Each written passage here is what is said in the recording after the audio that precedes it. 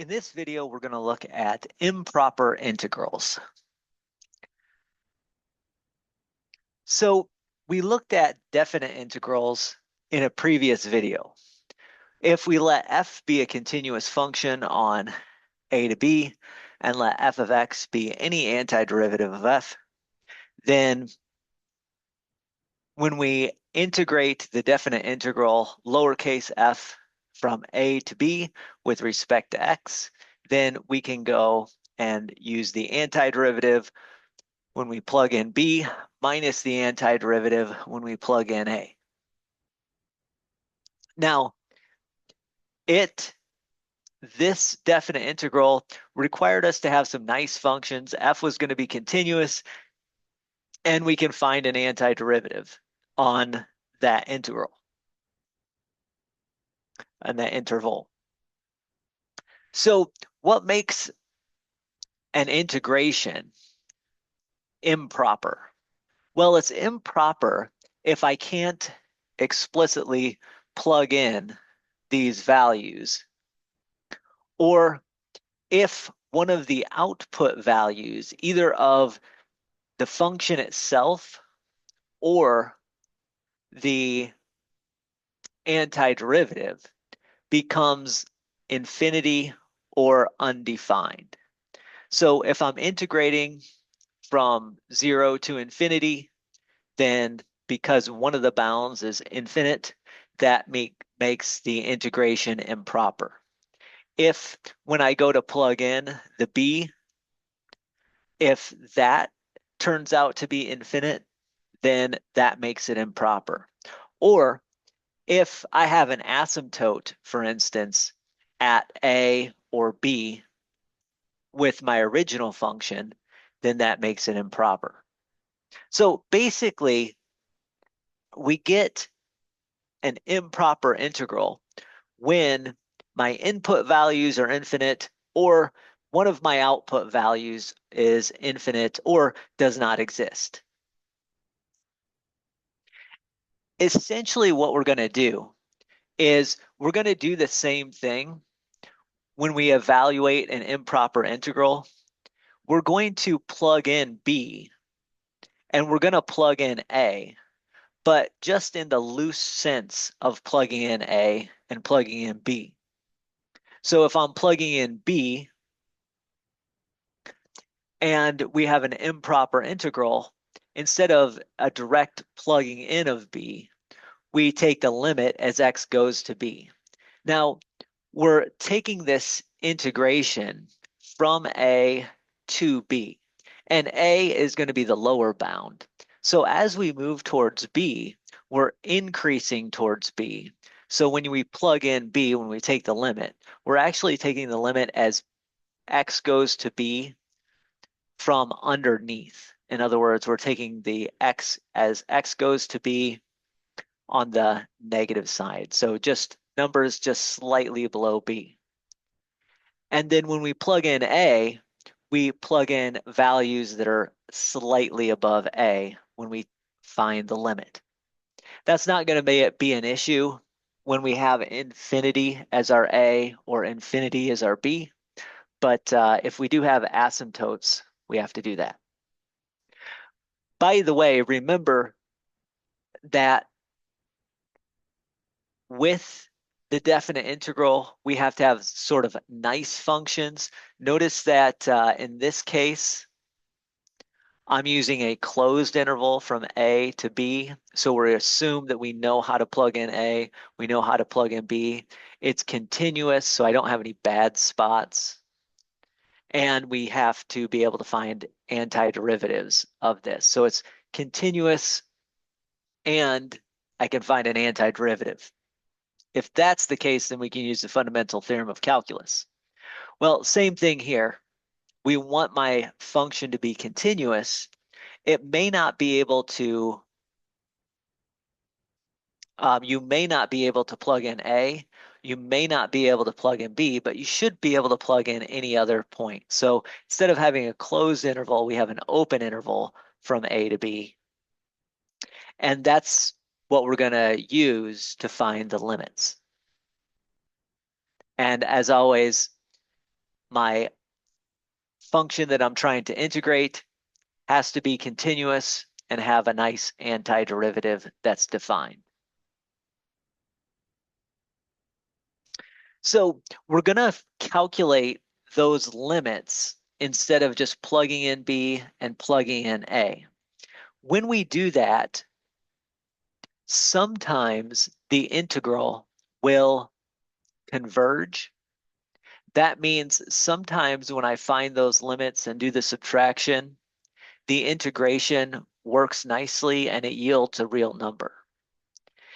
If it does that, we say it converges. If it doesn't do that, then we say the integral diverges. So the integral diverges if when we do these calculations, the integral becomes infinite or the integral does not exist. So let's take an example. We're going to integrate both from 1 to infinity and from 0 to 1, the same function. This function is 1 over x squared. So we're going to integrate with respect to x from 1 to infinity and integrate with respect to x from 0 to 1.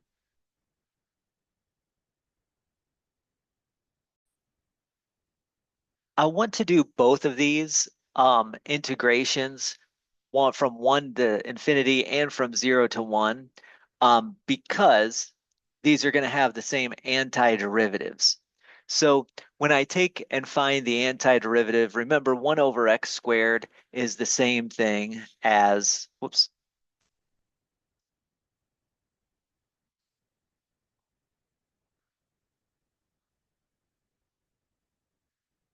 excuse me, 1 over x squared is the same thing as x to the negative 2 power. And so we're integrating that with respect to x. We're going to get an antiderivative of, well, when we add 1, I get x to the negative 1 power. And then divide by that new power of negative 1. 1 divided by negative 1 is negative 1. So I get negative x to the negative 1 power, which I'm going to write as negative 1 over x.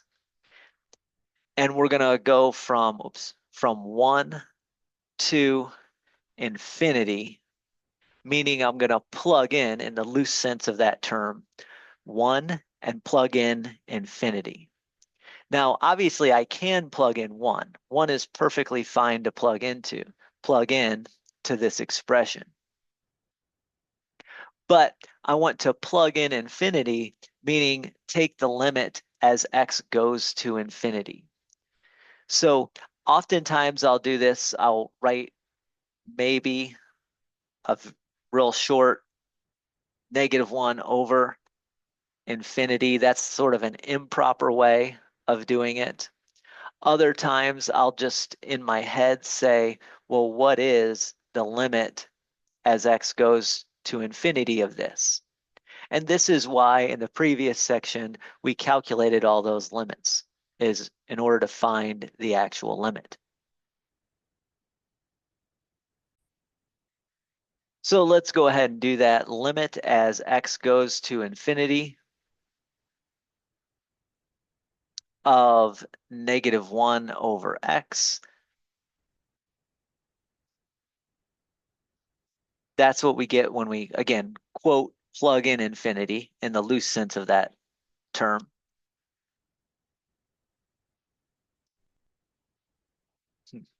Didn't work. So anyways, when we plug in infinity into negative 1 over x, denominator is growing, so that's going to turn into a 0. And then I can, in fact, just plug in 1. That's the same thing as taking the limit as x go to 1. In fact, you can, if you'd like, rephrase that and say, what is the limit as x goes to 1 of negative 1 over x? Okay, that's not needed because negative 1 over x is a continuous function at x equals 1. So I don't have to do that. So when I have a continuous function, I just usually plug it in directly. So again, in the loose sense of the term, we're plugging in infinity into x. Like I said, we got 0 minus, when we plugged in 1, we got a -1.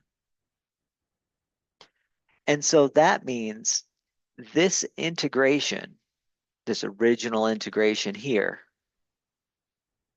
let me write that, is actually equal to 1. So the area under this curve from 1 to infinity turns out to be 1. Now, we would do the exact same thing with these bounds. I want you to notice that 0 is a bad input for 1 over x squared, because when you input 0 into that, we get 1 over 0. That's undefined, and the limit goes off to infinity as we move towards 0 from above. So the 0 here, because we have an asymptote there, makes it problematic. So it's an improper integral. And we saw earlier that the antiderivative was -1 over x.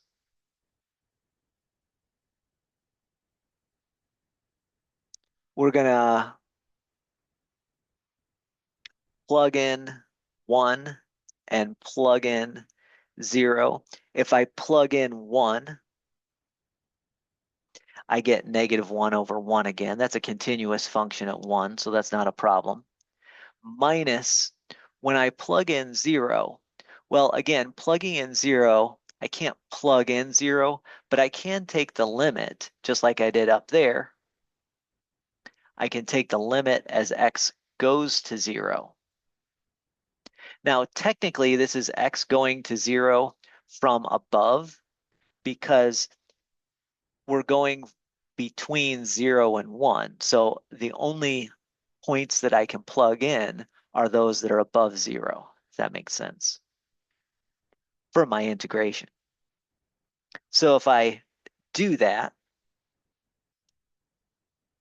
what you'll see is that this limit turns out to give me a negative infinity. As I get smaller and smaller numbers in the denominator, the entire fraction turns into infinity, but with a negative symbol out front, I get negative infinity.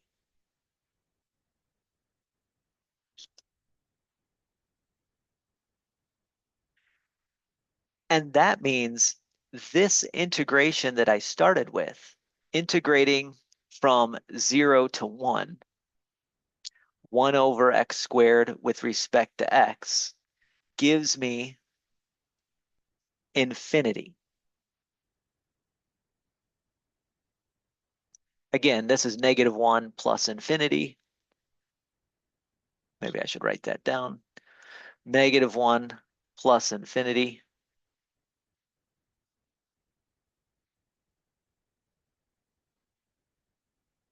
which is infinity. So we see that my first integration from 1 to infinity gave me a real number. And in that case, we say the integral converges.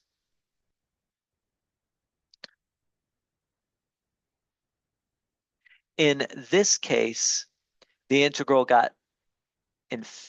gave me infinite. So we say the integral diverges. So this improper integral from 0 to 1 diverges, while the improper integral from 1 to infinity converges.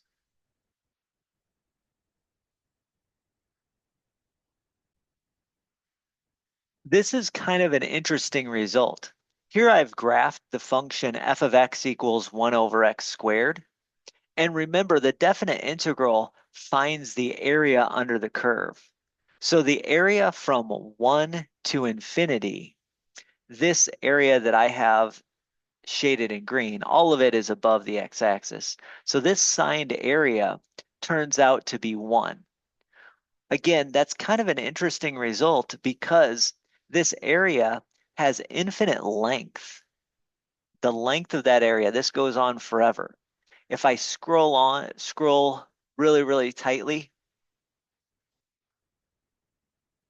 at any spot, you'll see that there's a little bit of area between the x-axis and my curve, f of x equals 1 over x squared, at any point, at any value for x. So that area, which has infinite length, actually has a finite area. Again, that's a very interesting result.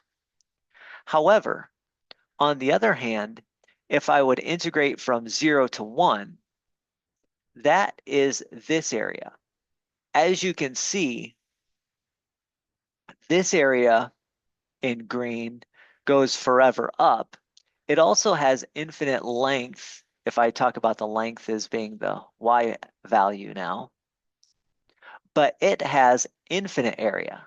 So both of these are getting close to an axis. This one's getting close to the the y-axis, and it has infinite length. And when we integrated, this area was infinite. On the other side, this one got closer to the x-axis. It had infinite length, but the area was finite. And that's a pretty interesting result that we get here.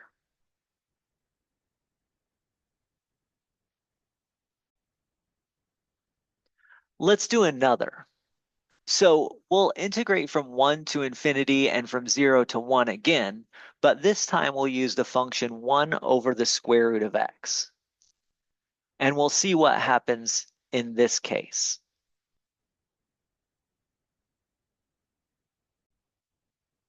I want to do these at the same time because obviously they have the same antiderivative. If you want to try this on your own, go ahead and try this on your own. And I'll give you a couple of seconds of the video time. You can push pause on the video to try that on your own. So 1 over the square root of x can also be written as,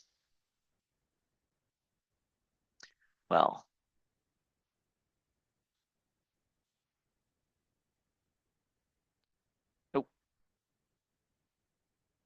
as x to the negative 1/2 power or negative 0.5 power. So we're going to integrate x to the negative 0.5 power. The antiderivative of that is going to be x to the positive 0.5 power when I add 1. And then 1 divided by 0.5 becomes a 2. So I get 2 times x to the 0.5 power. And again, I'm integrating from 1 to infinity in this first integral.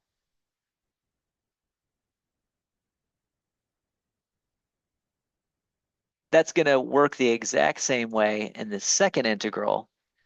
So I might as well write that down right now. In the second integral, the antiderivative is going to be 2x to the 0.5 power.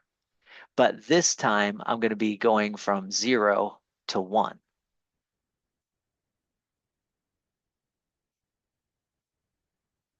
Now, again, when I plug in infinity, I'm actually taking the limit as x goes to infinity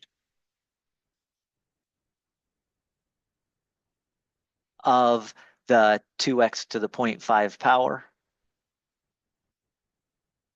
And then when I plug in 1, technically I'm taking the limit as x goes to 1, but since this is a continuous function at 1, I can just plug in 1. So I'm going to plug in the traditional sense, the number 1. So 2 times 1 to the 0.5 power. Whenever I can plug in the number in the traditional sense, I'll do that. And whenever I can't, then I take the limit. Now, what we get here, since x is being raised to the positive 0.5 power, when x grows, this whole thing will grow. And so this first limit is actually infinity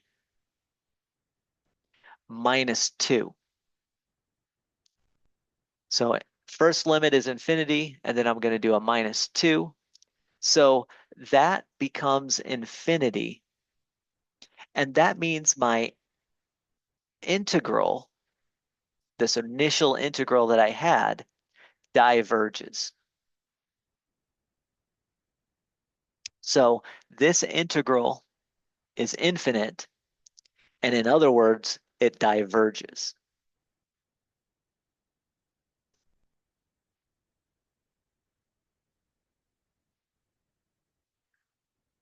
In the other example, well, this is just x to the 0.5 power.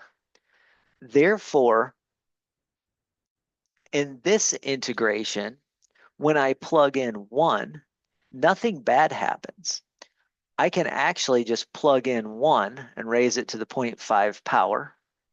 And then the same thing at 0. When I plug in 0, nothing bad happens.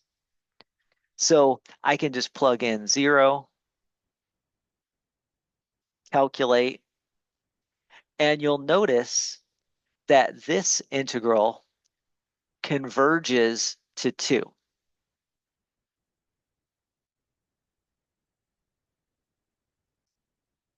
So when I integrated from 0 to 1, this one converged. When I integrated from 1 to infinity, this one diverged. The reason I'm choosing infinity and 0, infinity always is going to end up being an improper integral. In this case, 0 was where 1 over square root of x has an asymptote, and so that's why I'm choosing 0 there.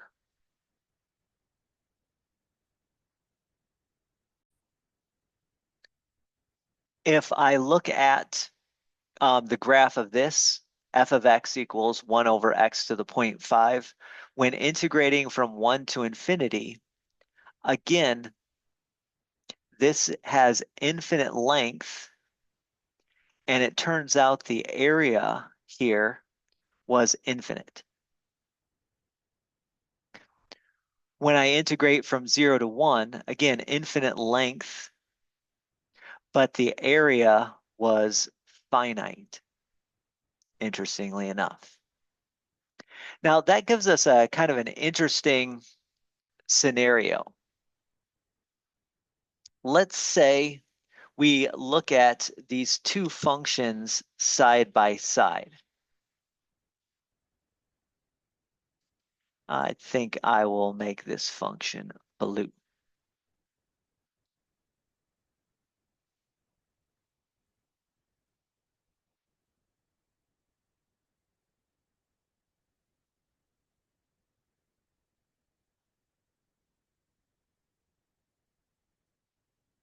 Let's make it a different color, orange.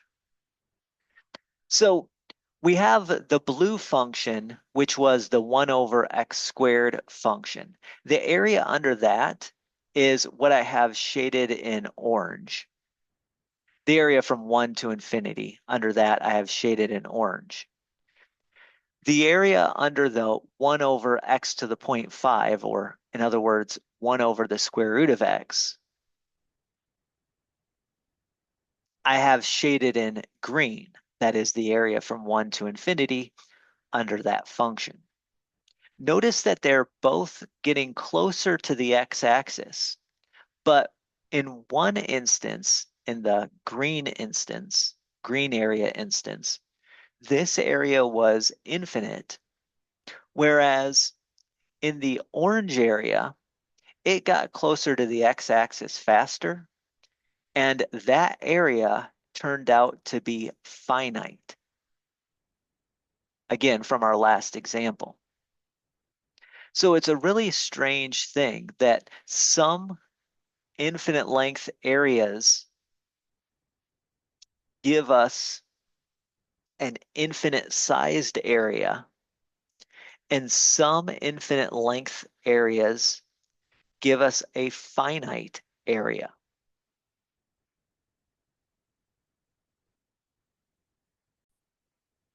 Now, a natural question to ask is 1 over x to the point 5 integrated from 1 to infinity gave me an infinite area. 1 over x squared integrated from 1 to infinity gave me a finite area. Is there a cutoff place? So 1 over x squared versus 1 over x to the 1/2 power. Is there a cutoff in between where it changes from infinite area to finite area? And that's what example 3 explores.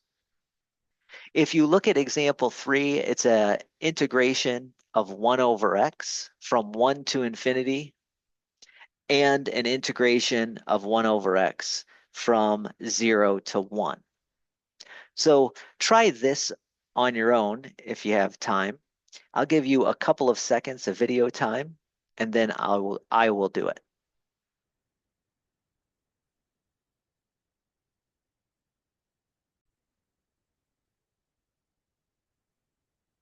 Okay, so here I go. The antiderivative of 1 over x is, or an antiderivative, is natural log of x. Since I'm dealing with positive numbers, I can put parentheses around there instead of absolute values. So we're going from 1 up to infinity. And so we'll plug in 1 into natural log. We'll plug in infinity in the loose sense of that term. The same thing is true when I change my bounds. The antiderivative or an antiderivative is still natural log of x, but now just my bounds change. We're going from 0 to 1 down here.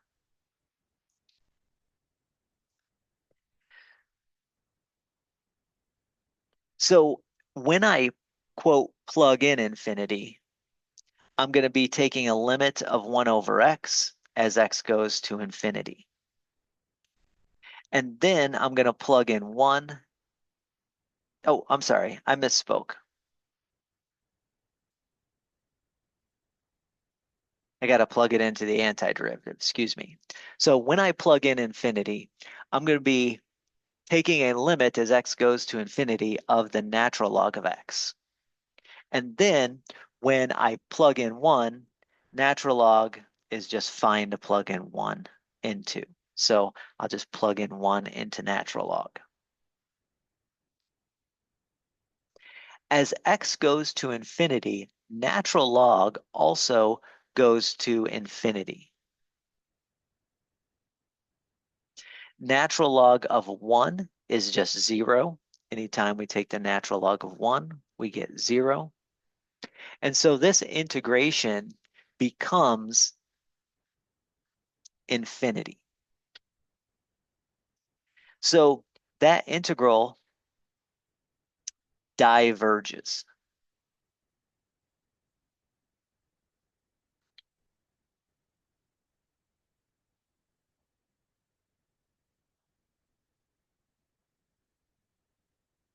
This second integration, well, I can plug in 1 into the natural log. So when I plug in 1 into natural log, I get natural log of 1.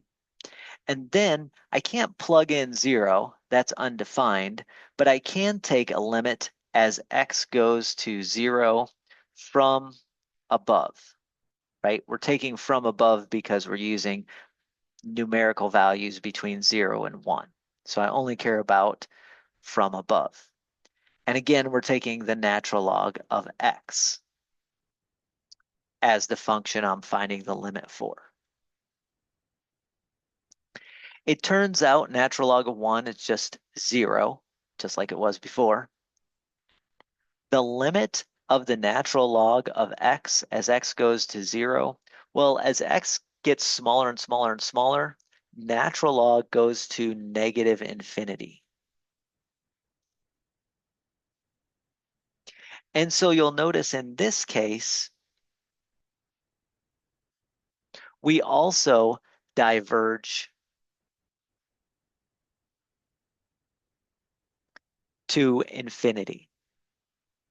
So 1 over x from 0 to 1 diverges, and 1 over x, when I integrate from 1 to infinity, also diverges. This is a fairly unique case.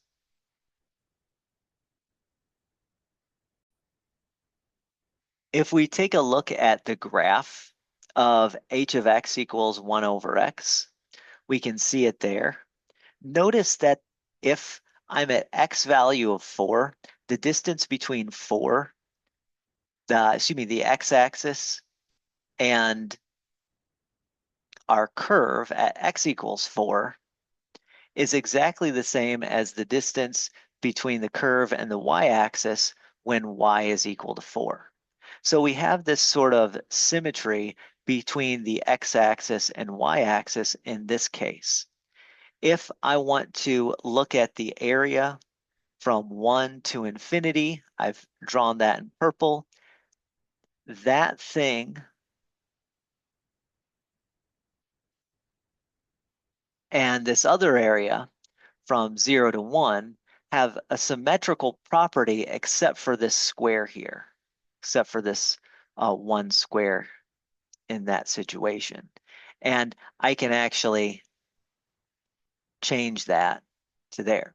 So there's some symmetry between this area and this area. And if this one is infinite, the 1 to infinity, then 0 to 1 is also infinite because it's the exact same thing, area size-wise, except for we tack on this little bitty square. So there's some symmetry properties here that we can take advantage of.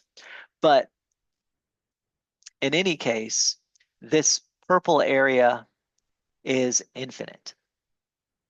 Again, remember that when we had 1 over x squared, it looked very, very similar to 1 over x. It just went to our x-axis faster.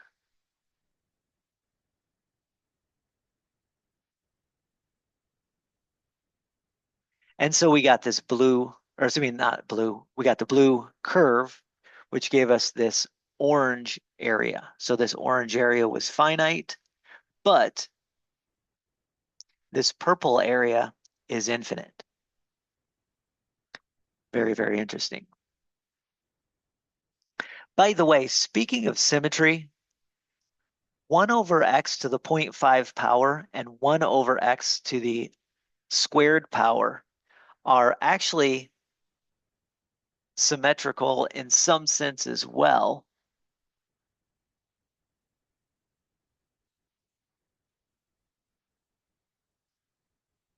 About the line y equals x. If you look at 1 over x to the 0.5 and 1 over x squared, well, the distance between 1 over x squared and the x-axis at, let's say, a value like 3 is the same as the distance between 1 over x to the 0.5 and the y-axis when y is equal to 3. So there is some symmetry ideas here. So if one of them converges from 1 to infinity, then the other had to converge from 0 to 1 because it's just this area plus this extra little square, which it's a 1 by 1 square, so it's area of 1. And in the reverse form of that,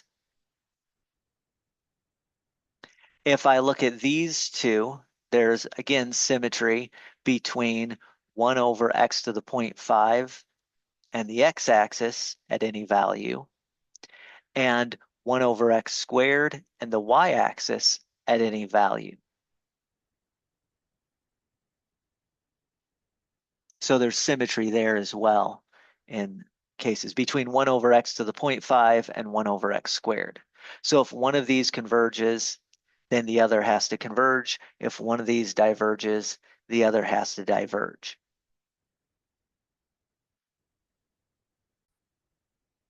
So we have some interesting observations. 1 over x to the first power diverged for both. 1 over square root of x, or x to the 0.5 power, diverged for 1 to infinity, converged for 0 to 1. And 1 over x squared converged for the integral from 1 to infinity, and diverged for the integral from 0 to 1. Now, that's going to work with all different powers. 1, the exponent of 1 in my denominator, is going to be my cutoff value.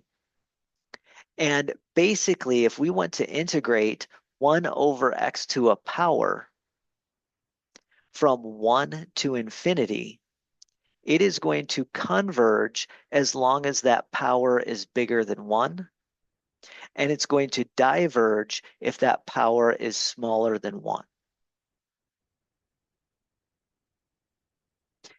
And because of the symmetry, if we integrate from 0 to 1, 1 over x to a power, that is going to converge only if the power is less than 1, and it's going to diverge if the power is greater than or equal to 1. So equal always diverges, and then if p is bigger than 1, it converges if we integrate from 1 to infinity. If p is bigger than 1, it diverges if we're integrating from 0 to 1. And exactly the opposite if p is less than 1.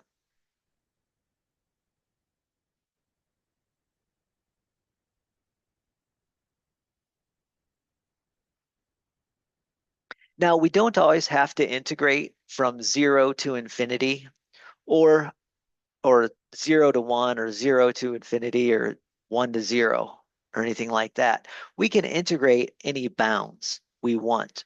You'll notice that if I integrate from negative infinity to negative 2, 1 over x squared, well, 1 over x squared we already found the antiderivative of, so we can do this one fairly quickly.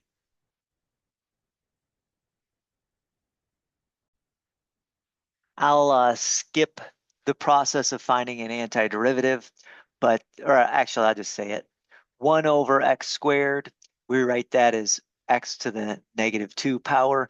Add 1 to the exponent, you get x to the negative 1. Divide by that negative 1, you get negative 1 over x, or negative 1 times x to the negative 1 power. We're going to be plugging in bounds from negative infinity up to negative 2. When I plug in the bound of negative 2, I get negative 1 over negative 2. And then when I plug in the bound of negative infinity, that's taking the limit of negative 1 over x as x goes to negative infinity. Well, as x goes to negative infinity, this is a negative, really big number in the denominator. So the whole thing is going towards 0. So in this case, what we get is 1/2 minus 0. I don't have to even write the minus 0 here. That means this integral converged. So the integral converged, or converges, however you like to say it.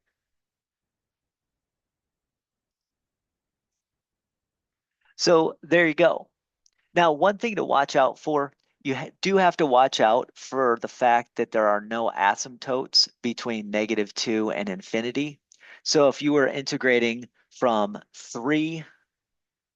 negative infinity up to 3, you'd have to take into account that this function is not continuous from negative infinity up to 3.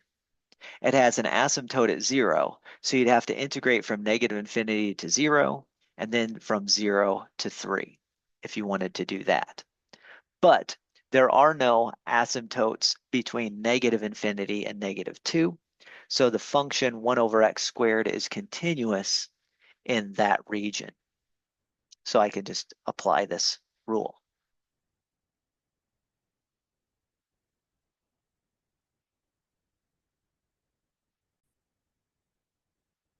Let's do another example. Now, this one does not have the form 1 over x to a power. Instead, it has 4x over x squared plus 1 integrated from 1 to infinity. So we're going to find the antiderivative of 4x over x squared plus 1, and then, quote, plug in infinity, and then plug in 1. By the way, I should check to see that this is continuous between 1 and infinity. And if you do that, if you do the calculations, you see that it is. There's no place that has a bad spot that we can't plug in anywhere from 1 to infinity. So this is a continuous function in the range from 1 to infinity.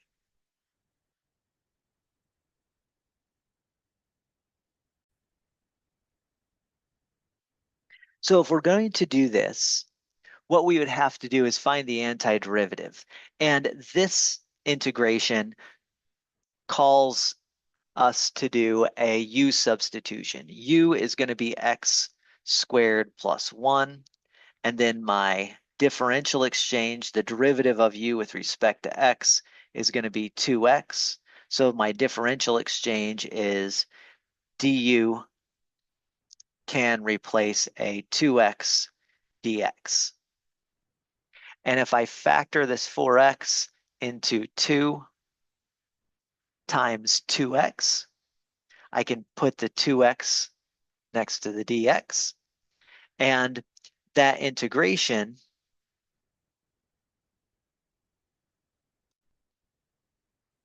is going to become 2 over u times du. Now, I'm purposefully leaving off the bounds. If you did put on the bounds, you'd have to figure out what the bounds were. I'm not worried about the bounds at this point. I will put them back on when I translate it back into x values. But just note that the u value would not be from 1 to infinity anymore. The u value actually, I believe, goes from 2 out to infinity. So that's perfectly all right, though. All right. So antiderivative of 2 over u with respect to u is 2 times the natural log of u. I need to know that I can plug in positive values. That's not going to be an issue, though. So we're going to get 2 times the natural log of u is x squared plus 1. Notice that x squared plus 1 is always positive. I don't need to worry about putting absolute values around the natural log, the argument anyways. And then we're going to go from 1 all the way to positive infinity. So that's what we get.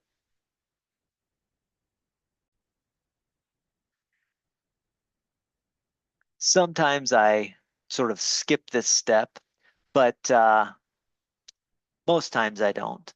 Limit as x goes to infinity is what we do when we plug in infinity. 2 times the natural log of x squared plus 1. And then I'm going to subtract what I get when I plug in a 1. That's going to be 2 times the natural log of, well, 1 squared plus 1 is going to be 2. Now, a lot of times what I'll do is I'll just figure out what happens when I plug in infinity. Natural log of infinity is infinity. In other words, the limit as x goes to infinity of the natural log of anything of x squared plus 2. As long as that thing inside's growing out towards infinity, then the natural log becomes infinity. So I get infinity times 2. This whole thing just becomes infinity.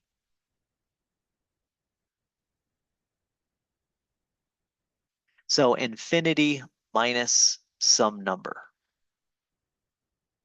is what we get, which means that my integration, the original integral that I was looking for, I'll rewrite it back as the way I wrote it at the beginning. 4x over x squared plus 1 integrated from 1 to infinity diverges to infinity. So there we go. The integration here diverges. It brought me out towards infinity.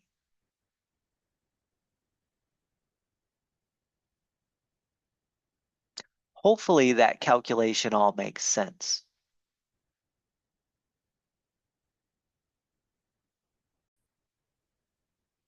Let's look at another example. Here we're going to integrate from 0 to infinity. Now, e to the negative 2x is what we're going to integrate from 0 to infinity with respect to x.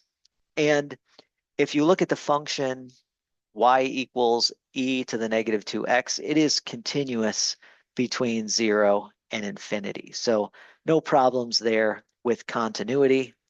And so we can take the antiderivative nicely.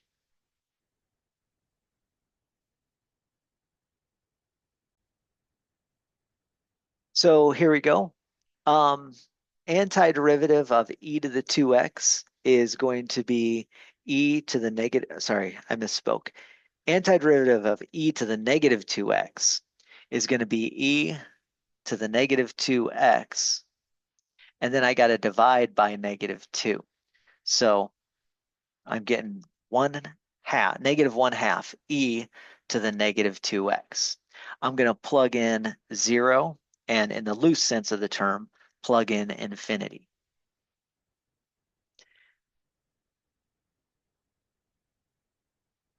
Now, this time, I'm going to, as loosely as I can, plug it in. So I'm going to shorthand my notation from here on out just to make it easier. I got negative 1/2 e to the, essentially, when I plug in infinity, I get negative infinity as my exponent. E to a negative really big number becomes really, really close to 0. So I'm plugging in infinity in the loose sense of that term, and I'm getting something that's really close to 0. Now, when I plug in 0, negative 2 times 0 is just 0. So I get e to the 0.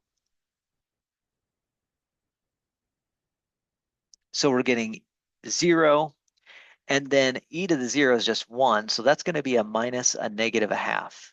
So in other words, plus 1/2. So this integration converges to 1/2.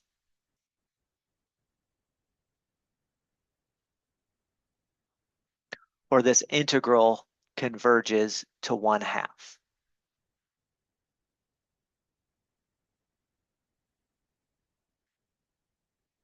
Again, this notation of negative 1/2 e to the negative infinity is very loose notation. What I'm really doing is I'm saying what's going to happen as the exponent gets negative really, really big numbers.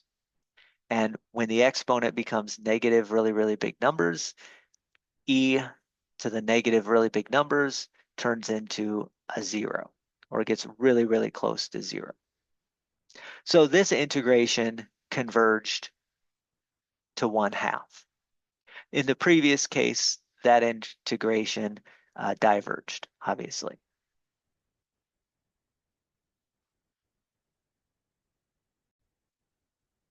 If we wanted to see a visual of what's going on, the 4x over x squared plus 1 is this weird looking curve. You can see it is continuous everywhere. In particular, we were integrating from 1 to infinity. So we found that the area underneath this was infinite. So area here under the 4x over x squared plus 1 was infinite. When we had e to the negative 2x, well, the area we went from 0 to infinity. The area from 0 to infinity was this orange area, and that turned out to be a finite number. And in particular, the number there was 1/2. So this area, this orange area, was 1/2.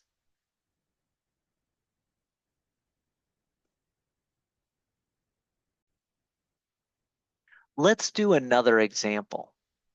So let's try to integrate from 0 to pi over 2 secant squared of 2x with respect to x. Now, I kind of give it away here, but in this case, we need to be really careful of what happens when x is pi over 4. So let me go through this.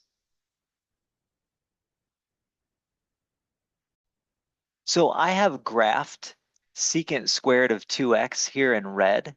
Let me just look at the red component right now. And if we're going from 0 to pi over 2, we're going from this point to that point. Notice that right in the middle where pi over 4 would be,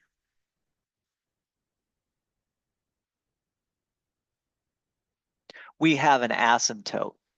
Let me make that a different color just so we can see it a little bit nicer. But we have an asymptote right here at x equals pi over 4. So these are ones you have to be really careful of, because in this case, if I wouldn't have realized that and I found the antiderivative, I'd think there's no problem plugging in 0. There's no problem plugging in pi over 2, so we can just move on. But at this pi over 4 spot, there is an asymptote. So if I thought, again, this is going to be the wrong way. The wrong way would be to think, oh, let's just take an antiderivative of secant squared. Antiderivative of secant squared is tangent of, in this case, 2x, and then I'd have to divide by 2. So I'd get 1/2 times tangent of 2x. And then I'd plug in 0, and then I'd plug in pi over 2. That would be improper because we would have missed the asymptote. And by the way, if you just plug in tangent of 0, you get 0. And tangent of 2 times pi over 2 would be tangent of pi, so you'd get 0 there as well. If you did that, you'd get 0 minus 0, which is 0. So that would be wrong, because we know that the area under this secant squared should not be just 0.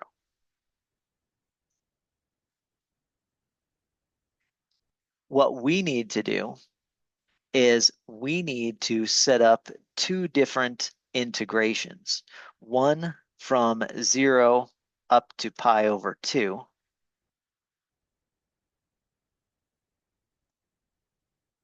I'm sorry, not 0 to pi over 2. 1 from 0 to pi over 4. And then also 1 from an integration of 0 up to pi. Excuse me, I misspoke. Not 0. Now we're going from pi over 4 up to pi over 2. So we're going to split that up and see what happens. Okay, we're going to be integrating secant squared of 2x each time.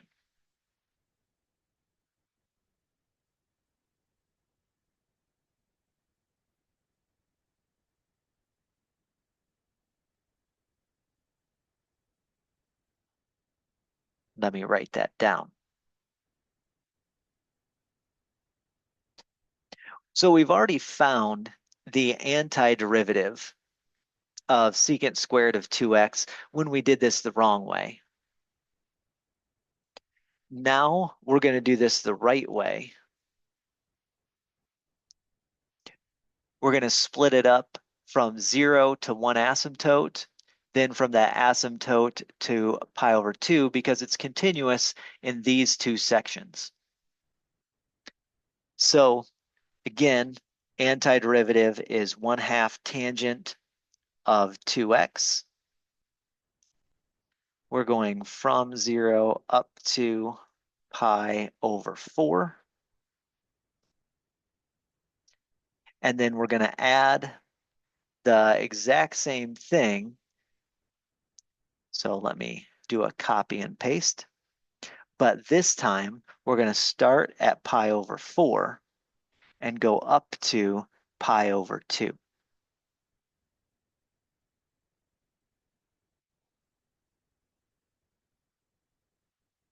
Now, plugging in 0 is just fine, but when I take a limit of tangent as x gets close to pi over 4, so what's going to happen is you're going to multiply by 2, and tangent of pi over 2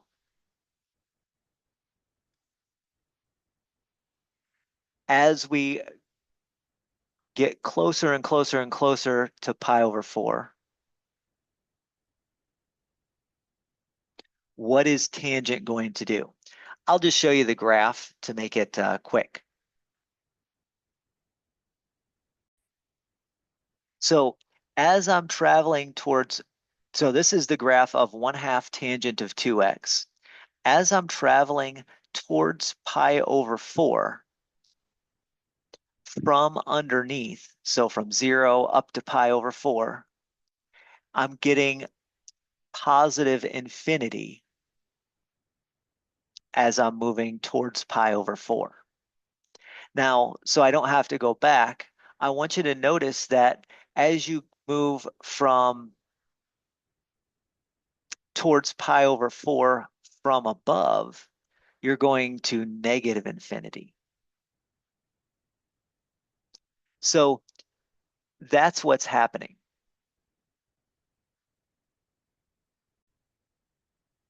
I'll type this in. So we're going from, oh, excuse me, went the wrong side. From below first, from 0 up to pi over 4. So plugging in pi over 4 is like taking the limit as x goes to pi over 4 as we're approaching it from below. So that's 1/2 tangent of 2x. Maybe I should do this.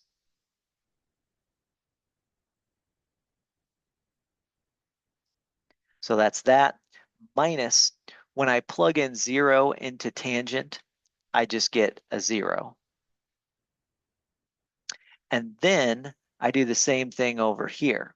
Now, when I plug in pi over 2 into this 1/2 times tangent of 2x, I will end up with 0 again. So I end up with 0 when I plug in pi over 2. And then minus what I get when I take, oops, the limit as x goes to pi over 4 from above of this 1/2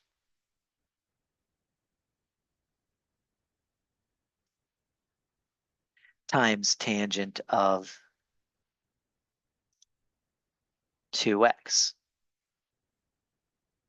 That's a lot of stuff. It's basically 4 bounds. You can kind of skip some of this by what I just argued earlier. And so what we just saw on the graph was this is going to be a positive infinity. We're going to do a -0 and then a +0. And this is going to be a negative infinity.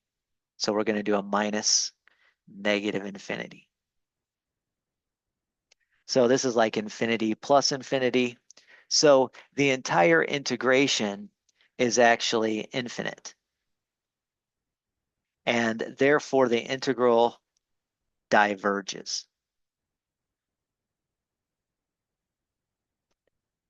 So again, because of this asymptote, we have to split our integral into 2 parts, one where it's below the asymptote and one where it's above the asymptote. And one of the sides goes off to positive infinity, one of the sides goes off to negative infinity. And when we put all that stuff in, we end up seeing that our integral diverges.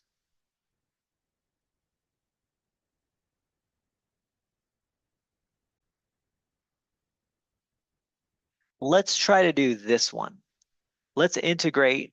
We're going to integrate from 1 to infinity, the natural log of x divided by x. Push pause if you want to and try it on your own. And in a couple of seconds, I'll show you how to do this.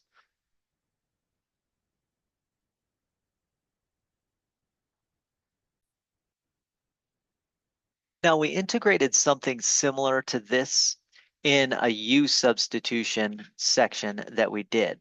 We let u be natural log of x, and then the derivative with respect to x of u was 1 over x. And so a differential exchange could be obtained by taking du is 1 over x times dx. If we do that, then we take our original integral and we can rewrite that as natural log of x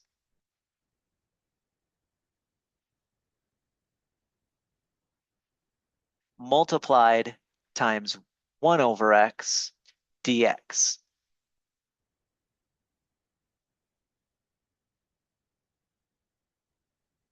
There we go.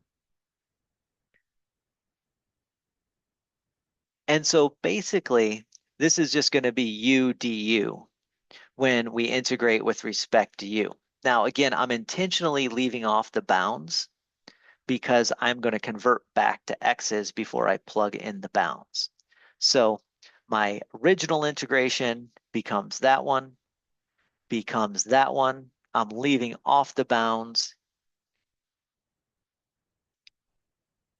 And then when I integrate, I get 1/2 u squared plus any constant. Since we're going to be dealing with a improper integral with bounds from 1 to infinity, what we're going to do is, again, I'll put in some bounds later in the next step, but I'm just going to leave off the bounds now. So let's convert back to x's, and remember x here, the substitution was that u is natural log of x. So what we get is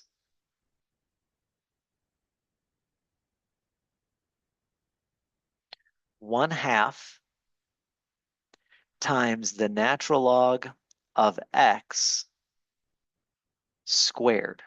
Now the natural log is being squared,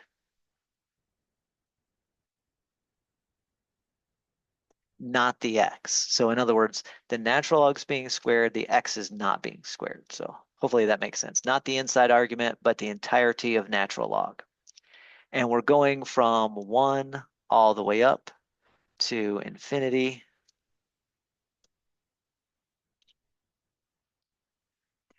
Now, this one, I'm not going to write out the limit because I think it's fairly straightforward to see. As x gets bigger and bigger and bigger, natural log is going to get bigger and bigger and bigger. When I square that, it's going to get bigger and bigger and bigger. So when I multiply times 1/2, we get bigger. So when I plug in infinity, or find the limit as x goes to infinity, I get back infinity. And then when I plug in 1, natural log of 1, as always, is just 0. So everything becomes a 0. So in this case, this integration that I originally started with diverges to infinity. All right. So natural log of x divided by x diverges to infinity. And that's it for this example. That's all we need to do on that example.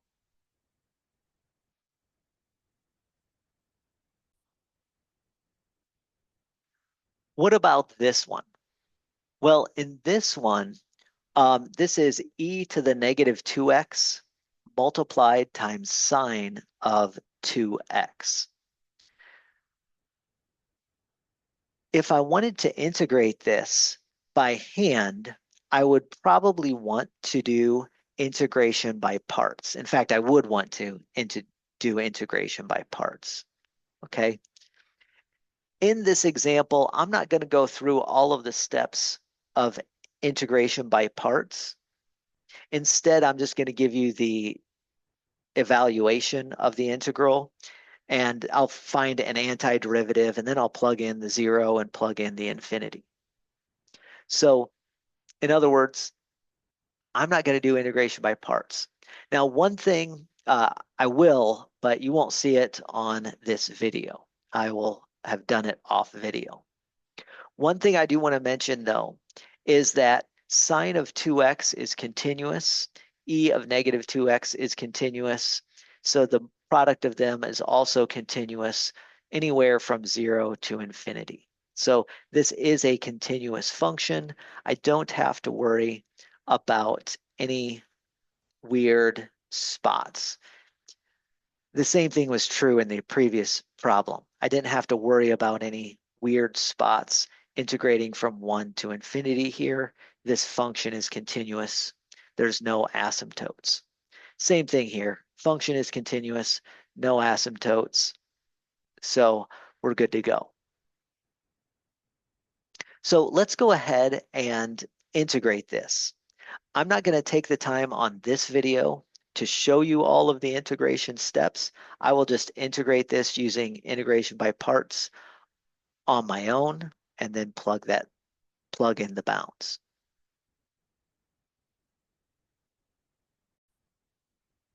If you do want to try and practice the integration by parts thing on your own, you can do that. Again, I did that off this video. And what I ended up with is negative 1/4 e to the negative 2x times sine of 2x minus 1/4 e to the negative 2x times cosine of 2x. And then obviously the bounds are from 0 to infinity. Okay. Now I do want to point something out. You can rewrite this e to the negative 2x as having dividing by e to the positive 2x if you'd rather. And some people like to write it like this because we'll put that 4 in the denominator here. So some people like to write it like that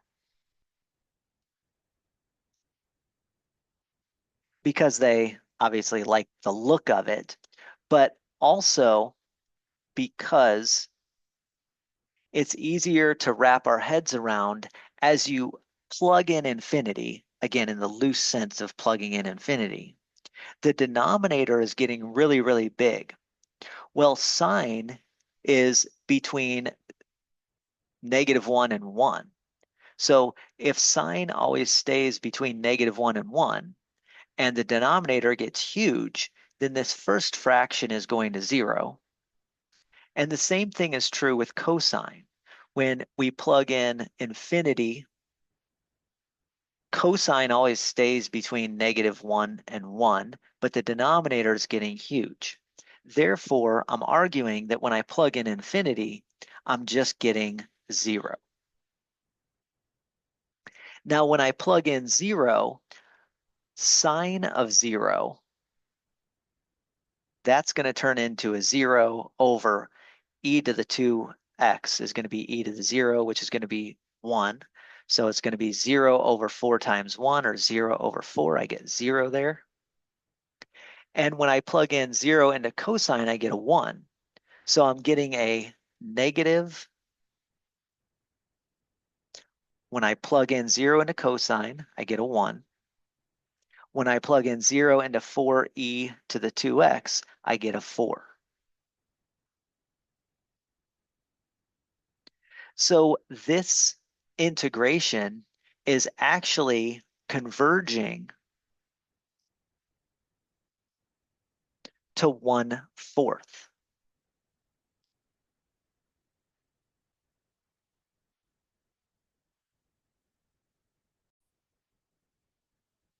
Now, I want to make an argument about the idea that this converges. And maybe I would have been able to see that this converges using another trick here. So obviously sine of 2x is being multiplied times e to the -2x. In a previous problem, we integrated e to the -2x without the sign of 2x. And we saw it converge to 1/2. Now, if you think about sine, like I said, this integration,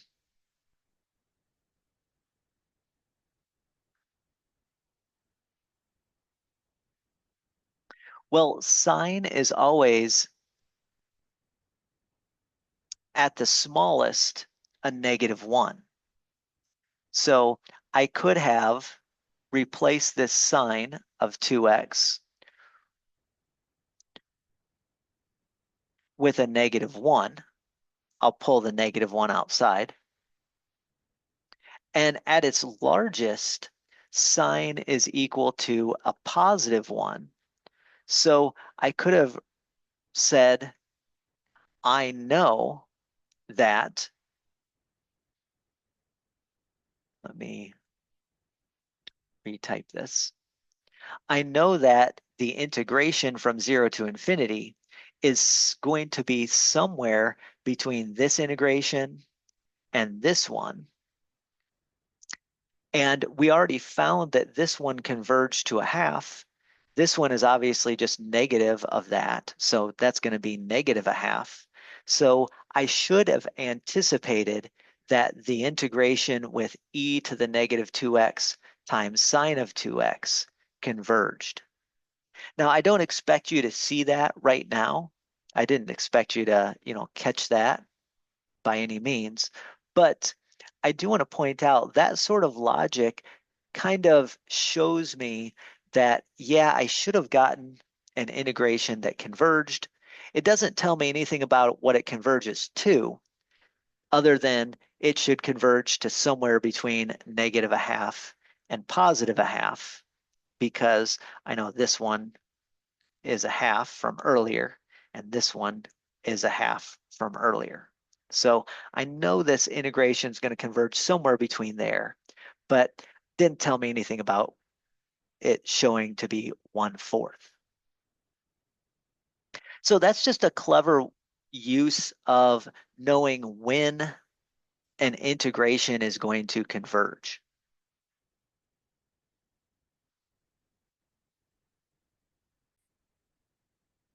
And sometimes that's all we care about. Sometimes we only care if the integration converges or diverges, and we might not care about what it converges to. Now, the book in this section does two different comparison tests. It does a direct comparison test and a limit comparison test. In my class, I'm not going to use this very much. So I am not going to, go through the details of this. But the direct comparison test is exactly what I just did. It's saying that this integral, this function, is between two other functions. And I know the two other functions converge. So the middle function has to converge as well. That's the direct comparison test. The limit comparison test says, well, this function behaves very similarly to a different function that I know either converges or diverges. So we could have used a direct comparison test here in example 9. Now, the direct comparison test is laid out here with 0 as my lower function, but you could have a different function as your lower function other than 0. So it says, let's let f and g be continuous functions on the closed interval from a to infinity. And let's assume that f is always above 0, but it's always smaller than g. So g is the bigger one, f is the smaller one. If the smaller one diverges, then the bigger one is also going to diverge. If the integral integrating the smaller one diverges, then the integral integrating the larger one also diverges. This is basically saying if g is always above f, then this area is going to be bigger than this one. So if the smaller area diverges, then the bigger area has to diverge as well. And in reverse, if the bigger one converges, if the bigger area actually is a real number, then the smaller area is also going to converge. That's the direct comparison test, and we could have manipulated that direct comparison test like in our previous example to not just be 0, but we could have also done some other things.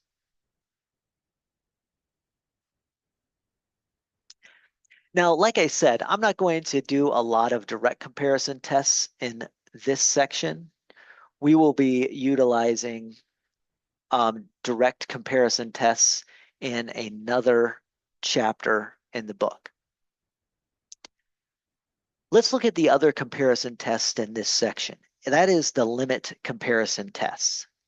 So limit comparison test says we have two functions that are both positive. If the limit of the ratio of those two functions is a real number that is above 0, less than infinity, so it's a real number that's non-zero, then these two functions are going to have integrals that either both diverge or both converge. So in other words, if they are increasing or decreasing at roughly the same rate, then they're going to both converge or both diverge. And here's a good example of the limit comparison test. Like I said, I'm not going to do a lot of limit comparison tests, but let's take a look at this one. We're going to integrate from 1 to infinity this polynomial, this quadratic polynomial, x squared minus 3x plus 17, divided by 6x to the 5th minus x to the 4th plus 2x squared plus 5x plus 10. If you tried to do this by hand and do a computation, it'd be pretty tough. But if I just want to figure out if it converges or diverges, I can easily do that through a limit comparison test.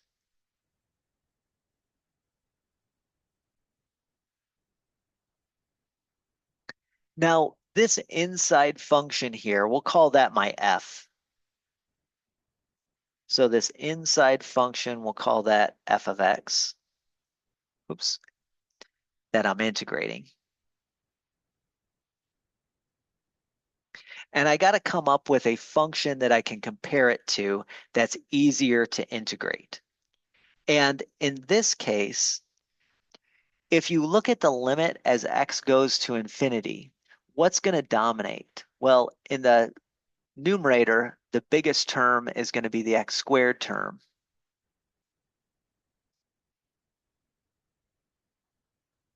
And in the denominator, it's going to be 6x to the fifth. And so if I look at this f of x and compare it to g of x, it turns out the limit as x goes to infinity of f over g will be 1. Let me actually write that down. So the limit as x goes to infinity of f of x divided by g of x, that turns out to be 1. I don't expect you to, get this every time right now, but basically, anytime we're comparing limit as x goes to infinity of a rational function, it's good to compare lead terms. By the way, this can also be simplified because x squared over x to the fifth is like 1 over x to the third.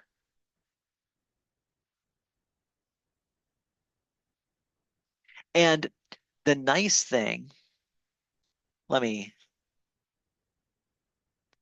write that in 2 steps. The nice thing about that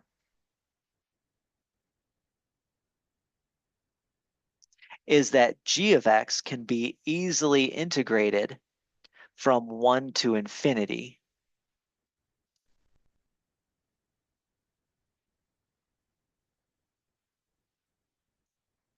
If I integrate 1 over 6 x to the third, I can pull out, well, let me just go ahead and do this. So I want to integrate 1 over 6 x to the third.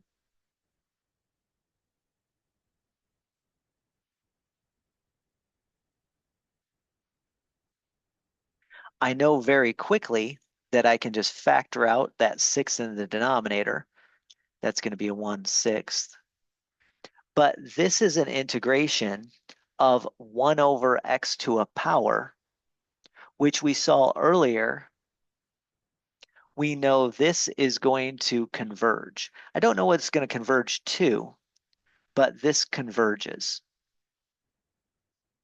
So because that converges, I know this integration, this original integration that's like it, is also going to converge.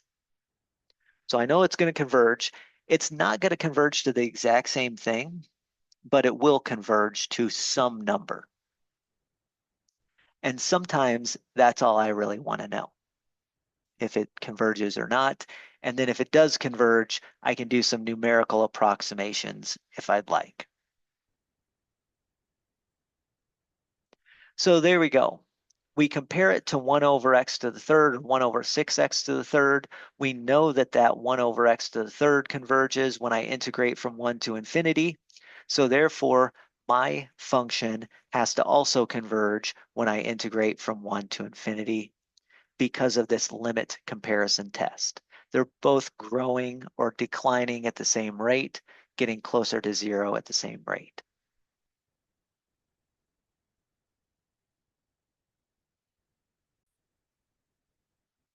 Like I said, we don't do too much in my class of the limit comparison or the direct comparison tests, but that is something that we'll be concerned about come later when we talk about sequences in this course, sequences and series.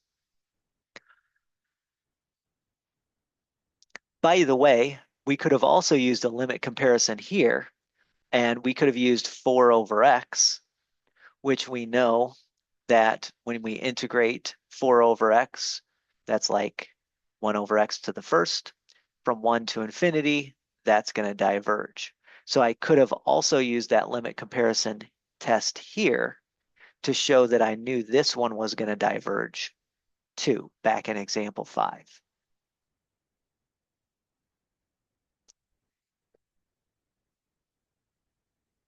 So that's how we deal with improper integrals.